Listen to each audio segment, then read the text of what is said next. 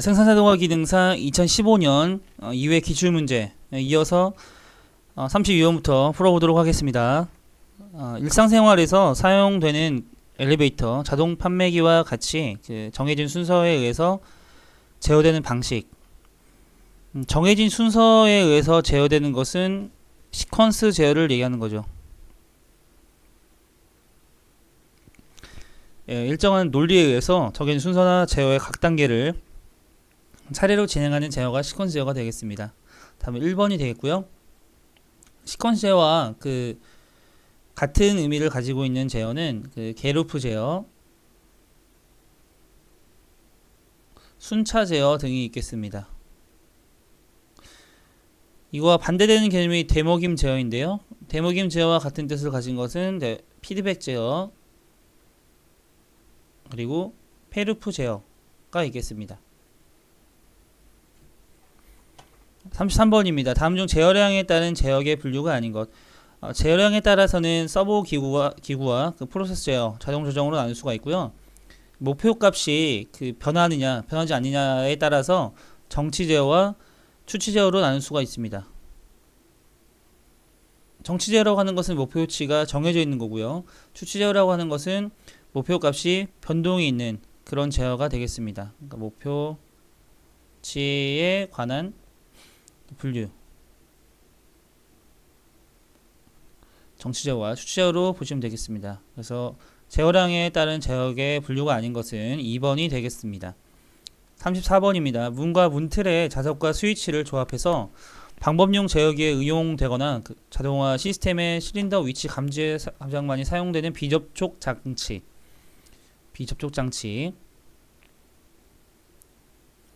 보통 실린더 위치 감지에 가장 많이 사용되는 것은 접촉식과 비접촉식 사용되는 리밋 스위치와 리드 스위치가 있는데요. 이렇게 접촉식으로 사용되는 것이 실린더가 이렇게 전진했다가 호진했을 때 이렇게 접촉을 하게 되면 전기적 신호를 바꿔주는 것이 리밋 스위치라는 것이 있고요. 여기 실린더에 보통 내장이 돼서 비접촉식으로 실린더의 위치 감지를 하게 해주는 것이 리드 스위치라는 것이 있습니다. 리드 스위치. 이 리드 스위치라고 하는 것은 자석에 발생한 자력에 의해서 스위치를 작동시켜서 검출하는 근접형 센서라고 보시면 되겠습니다. 여기서는 2번 리드 스위치가 되겠죠. 답은 2번이 되겠고요. 광전 센서 같은 경우에는 빛 에너지를 전기적 신호로 바꿔주는 거고요. 정전 용량형 센서 같은 경우에는 전극판에서 고주파 전개를 발생시켜서 물체 접근에 따라서 전극 용량이 바뀌겠죠. 그래서 바뀌는 것을 이용해서 검출하는 거의 위치 센서로 보시면 되겠습니다. 위치를 검출하는, 그리고 물체의 유무를 파악하는 데 사용되는 센서로 보시면 되겠습니다. 초음파 센서 같은 경우에는 물체 유무 검출 똑같이 쓰이거나 거리 등을 측정하는 데 사용이 되는데, 이 초음파 센서는 좀 비싸서 많이 사용되지는 않고요. 하지만 정밀도나 범위 이런 것은 굉장히 탁월한 장점을 가지고 있습니다. 35번입니다. 자동 제어의 장점으로 옳지 않은 것. 자동 제어를 하게 되면 생산 원가를 줄일 수 있죠. 그리고 균일화시킬 수 있고요. 생산량을 증대시킬 수 있습니다. 하지만 이 설비의 수명이 짧아진다라고 나와 있는데요. 설비의 수명이 짧아지는 것이 아니라 오히려 길어지죠. 답은 3번이 되겠습니다. PLC의 기능이 아닌 것. PLC라고 하는 것은 프로그래밍 프로그램 머블, 로직, 컨트롤러라고 보시면 되는데요. 컨트롤러.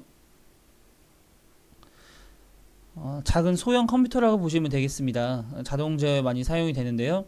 이것은 시퀀스 처리 기능이 있고요. 타이머 카운터 기능도 가지고 있습니다. 입출력 데이터 처리 기능도 가지고 있고요. 솔리드 모델링 기능은 이것은 3D 모델링 툴에서 사용되는 기능입니다. 답은 2번이 되겠습니다.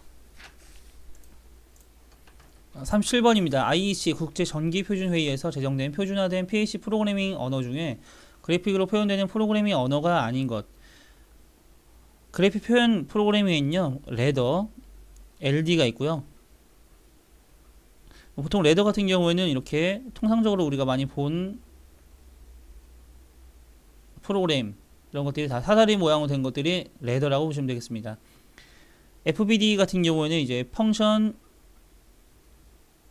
블록 다이어그램인데요.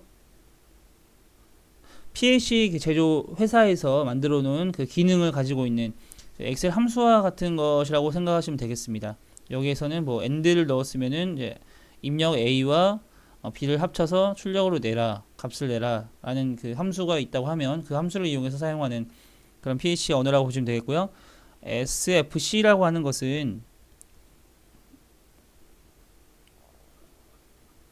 시퀀스, 잘 안 보이실 테니까 다시 쓰겠습니다. 시퀀스, 이것도 펑션,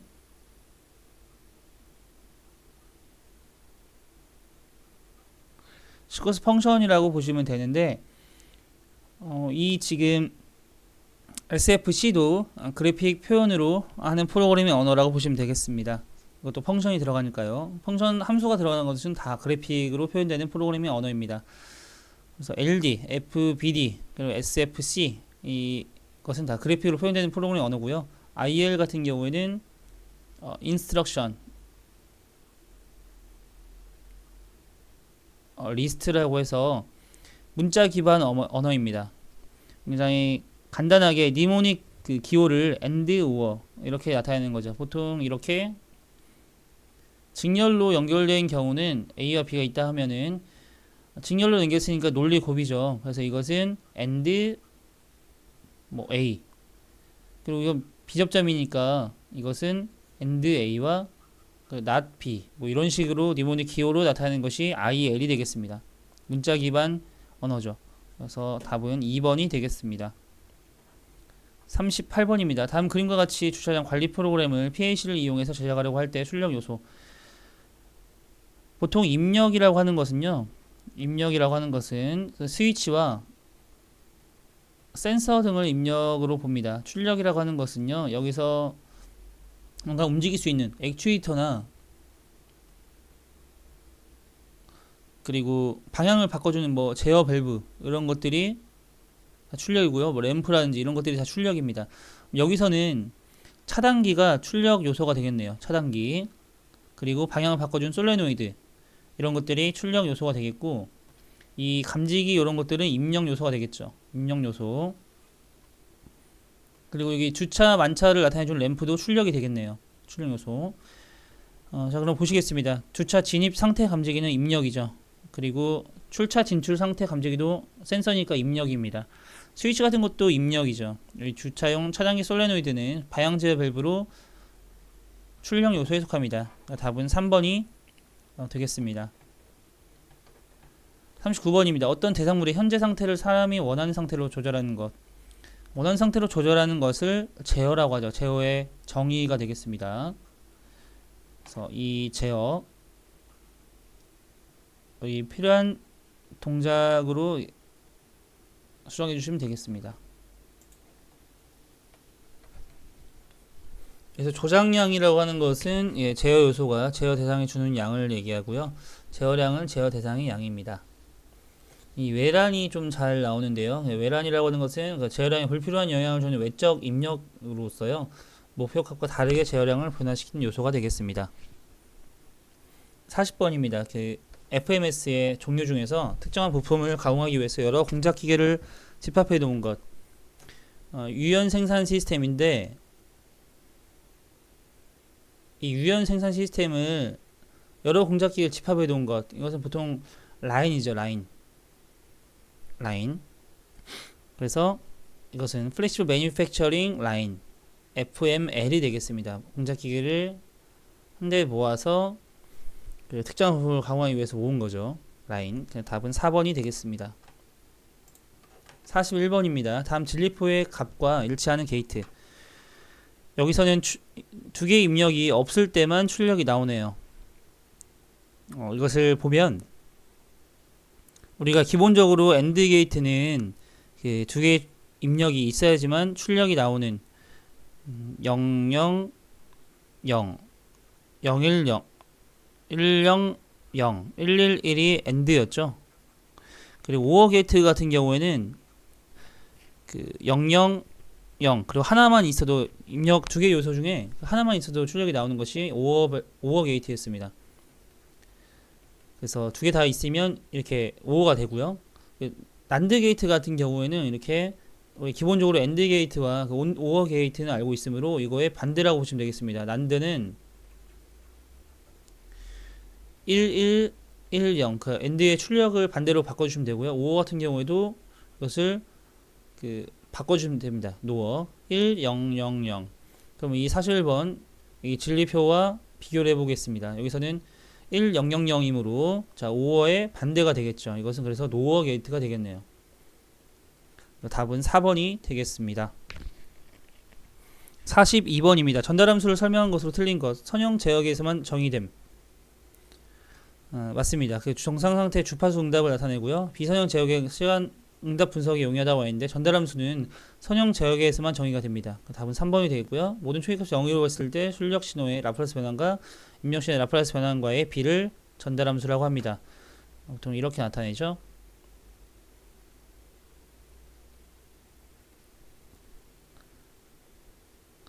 전달함수는 보통 이렇게 1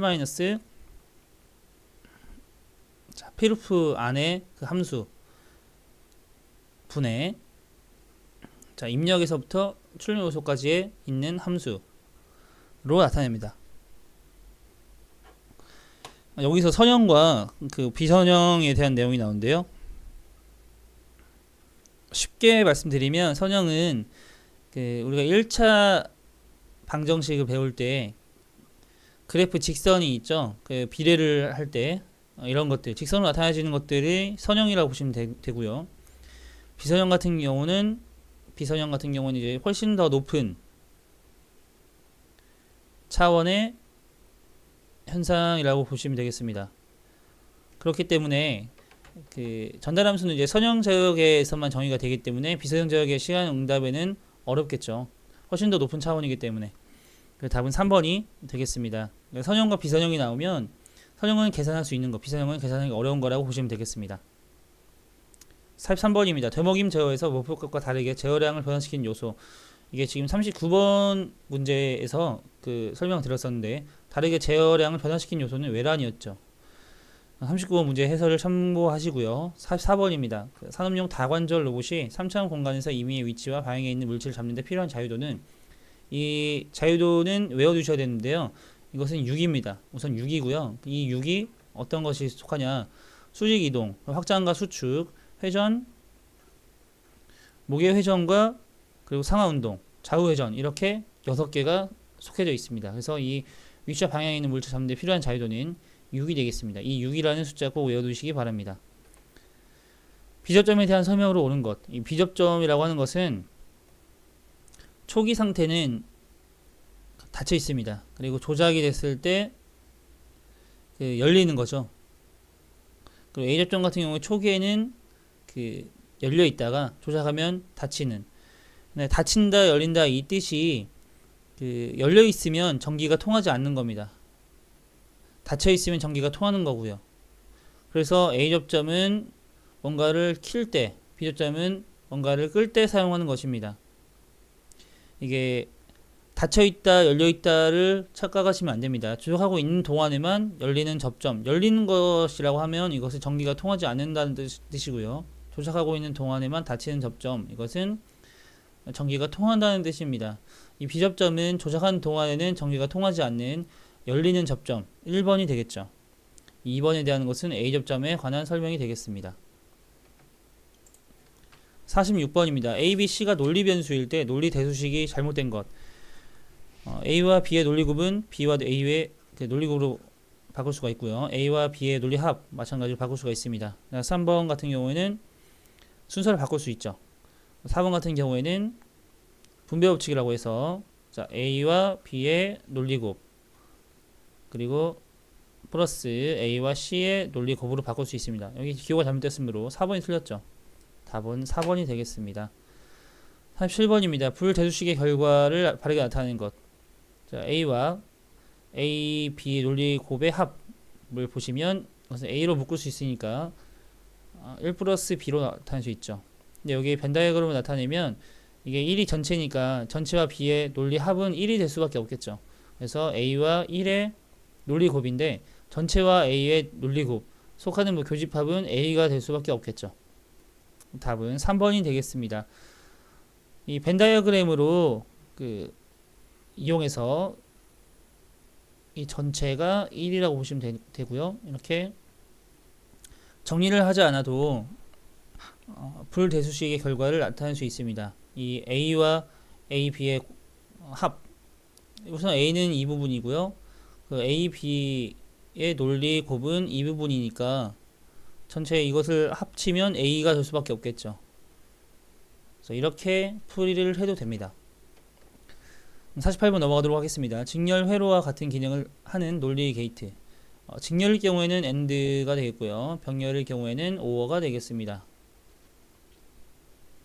그러니까 A가 이렇게 있고 B가 이렇게 있으면 이것은 A와 B의 곱이고요. 이렇게 병렬로 되어 있다. C가 이렇게 병렬로 되어 있다. 그러면 이것은 A와 B의 곱 플러스 C가 되겠죠. 여기서는 직렬 회로와 같은 기능을 하는 논리 게이트를 고르라고 했으므로 2번이 되겠네요. 49번입니다. 시퀀스 제어용 문자 기호 중에 압력 스위치에 해당하는 것. 압력 스위치는 우선 PF는 전력 퓨즈고요. 파워 퓨즈가 되겠습니다. PRS라고 하는 것은 프레셔 릴레이 스위치가 되겠습니다. 압력 스위치 2번이 되겠네요. PCT는 계기형 변압 밸류기, SPS는 속도 스위치를 뜻합니다. 50번입니다. 타임 차트의 논리 게이트. 여기 보시면 입력이 있을 때 출력이 없죠. 입력과 출력이 반대라는 뜻입니다. 이것은 낫에 대한 논리 게이트가 되겠네요. 답은 3번이 되겠고요. 51번입니다. 시퀀서의 유접점 회로 구성 시에 사용하는 8핀 릴레이의 A접점, B접점의 접점수. 이 8핀 릴레이는 어떻게 구성이 되어 있냐면 이 전원 플러스 마이너스를 넣어주는 두 개 접점이 있고요. 그리고 A접점과 B접점이 있으려면 공통 접점이 꼭 있어야 됩니다. 그래서 공통 접점이 두 개가 있는데 C1, C2로 표현을 하겠습니다. C1에 대한 공통 접점에 대한 A접점, 그리고 B접점, 그리고 공통 접점 C2에 대한 A접점, B접점 이렇게 나눌 수 있죠. 그럼 여기서 A접점과 B접점의 개수 구하라고 했는데요. 그러니까 8핀 릴레이가 구성이 전원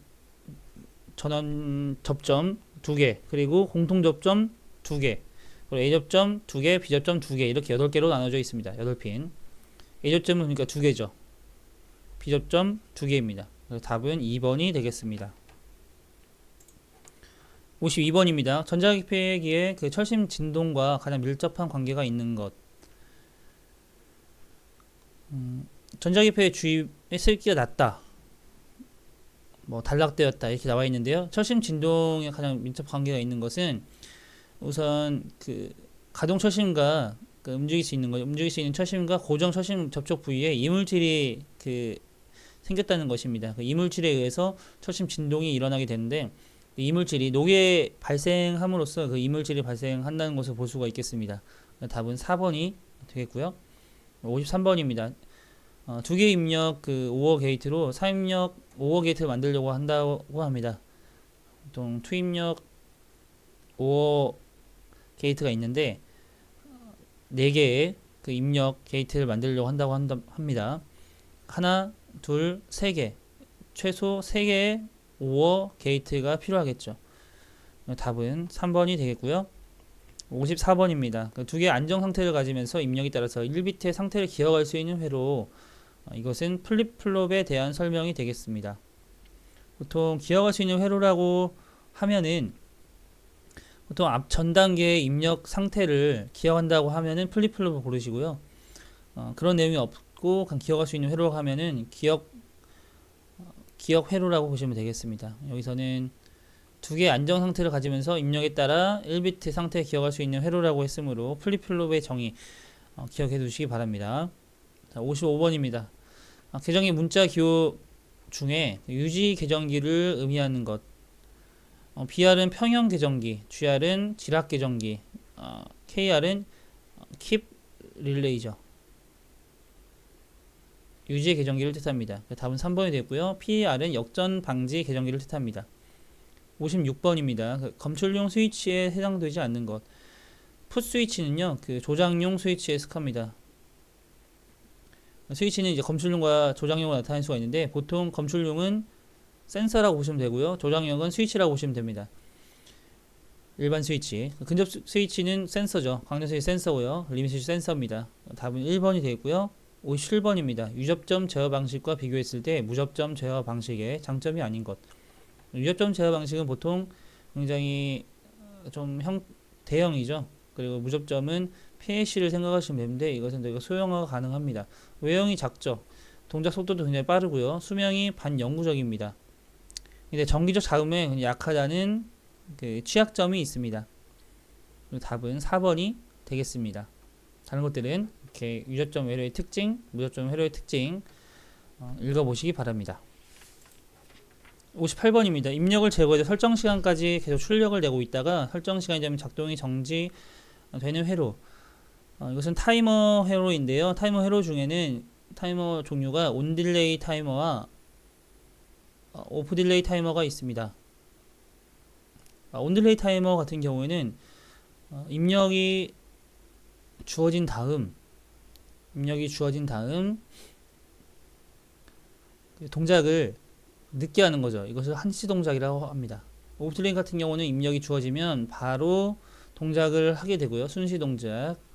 복귀는 온 딜레이 같은 경우는 바로 복귀를 하고요. 오프 딜레이 같은 경우는 늦게 복귀를 합니다. 여기서 이렇게 입력을 제거해도 설정 시간까지 계속 출력을 내고 있다가 설정 시간까지 작동이 정지되는 회로라고 했으니까요. 이 오프 딜레이에 관한 내용이 되겠네요. 한시 복귀 회로가 되겠습니다. 답은 2번이 되겠고요. 인트로 회로라든지 자기유지 회로 꼭 읽어보시기 바랍니다. 인트로 회로는 두 개의 회로가 있을 때 기계 동작을 한꺼번에 일어나지 않도록 금지하는 회로가 인트로 회로고요. 자기유지 회로 같은 경우에는 한번 입력이 들어가면 릴레이 자신의 접점으로 이용해서 출력을 유지해주는 자기유지 회로 꼭 알아두시기 바랍니다. 59번입니다. 두 개 이상의 회로가 한 회로가 동작하고 있을 때 나머지 회로는 동작할 수 없도록 하는 회로, 이것이 인트로 회로에 대한 설명이었죠. 답은 1번이 되겠습니다. 60번 보시겠습니다. 다음 그림과 같은 무접점 시퀀스의 출력. 우선 기호를 알아두셔야 되는데요. 논리 기호. 이렇게 평평한 것은 AND 게이트가 되겠습니다. AND 회로.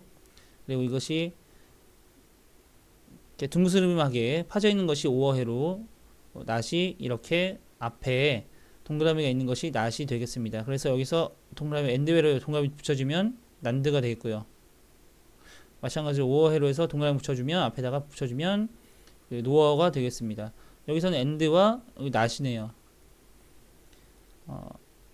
그러니까 AND 낫을 표현을 했으므로 A와 A 낫이 A 바로 표현하겠고요. A 바와 A의 논리 곱은 0이 되겠네요. 답은 4번이 되겠습니다. 이렇게 해서 2015년 제2회 기출문제를 풀어보았습니다. 수고하셨습니다.